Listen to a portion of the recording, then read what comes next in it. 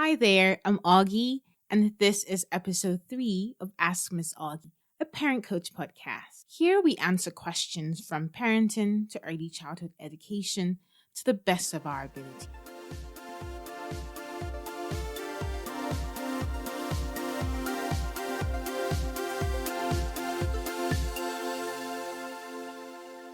It's the new year! Happy 2022, and welcome to a brand new episode. Thank you for staying tuned for the past 2 episodes and already sending in your questions. It is amazing.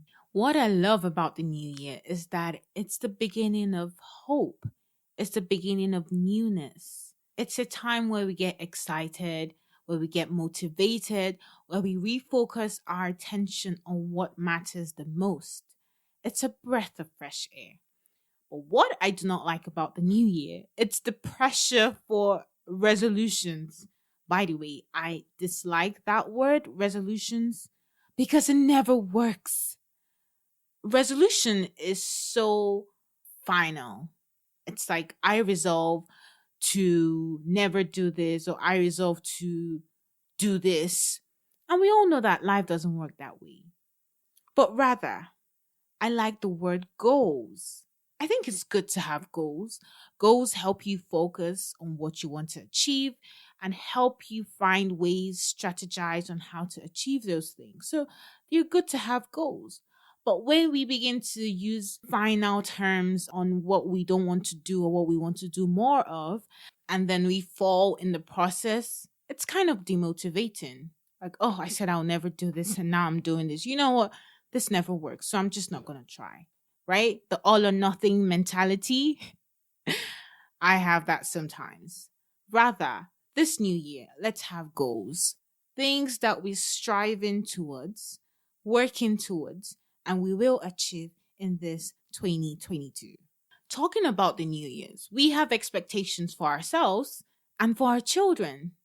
And sometimes we struggle to manage these expectations we have for our children. And that can leave us frustrated or worried. Let me read today's question and then we'll talk about handling expectations for our children. Hi, Ms.Ogy. How do I handle expectations for my child this 2022? My little boy turned 1 year old a week before Christmas, but still isn't walking yet. We have tried every means possible to encourage him, but he's reluctant to take that first step. What should I do? Thank you for sending in your question, and I will try to answer to the best of my abilities. First, I have to mention, every child is unique. And I'm going to say that again. Every child is unique. No two children are the same. No two siblings are the same. Not even two identical twins are exactly the same. Sometimes when we're worried about our child meeting a certain milestone, it's because we're comparing them with other children or their siblings or even ourselves. Like when I was a kid, I was already doing these things and my child is still struggling. Why? So I just want us to remember that every child is unique. Every child has their own pace. Every child has their own characteristics. Every child has what makes them who they are, different from the other child. So having that in mind can help manage our expectations for them. However, if you are concerned about your child's developmental milestones, please speak to your child's doctor. Speak with a specialist. Speak up and lay your concerns. As a parent, you know your child more than anyone else, even their primary care physicians. And so if something is bothering you, if you feel like there's something off here, something is usually off. So have a conversation. Lay your concerns. Let them know what you observe and how you feel about it. Request for an evaluation. Request for resources. If for some reason you don't even have a pediatrician for your child, or you don't have a family care doctor, or you're not in a situation where you have access to one, for whatever reason, if you're in the US and your child is below 3 years old, you can call the early childhood system to request an evaluation for free.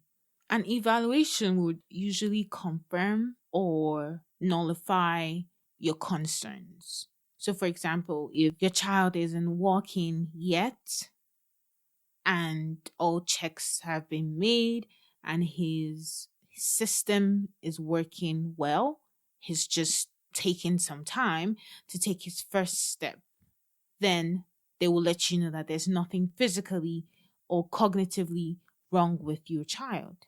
However, if your child cannot take those first steps because he has a neurological concern, then an evaluation should bring that out. And then a specialist should come in for intervention, for PT, for OT, and things of that sort. Usually, guidelines such as the CDC guidelines give a range of when a child should be meeting a specific developmental milestone. For example, children start walking between 9 to 15 months, even some 16 months. And so there's a huge range where you see a child who takes their first step at 9 months and another child who takes their first step at their 16th month. Both children are fine. One is just slower than the other. It doesn't mean that there's anything majorly wrong.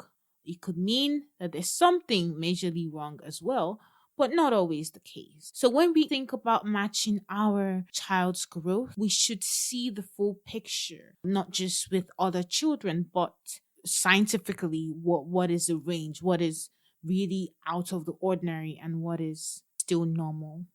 Again, if you are concerned, please speak with your child's doctor. Lay your concerns down. And if for whatever reason you don't feel heard, seek a second opinion. Find a specialist. Go through the local school system. Pick up your phone. If you're in the US, call any local school system if your child is above 3 years old and ask them for an evaluation. Ask them for a specialist. Finally, early intervention is best. If you have concerns, speak up and seek to start intervention early. It can make all the difference in your child's life. Going home with everything we talked about so far, first is knowing that your child is unique and they grow at their own pace.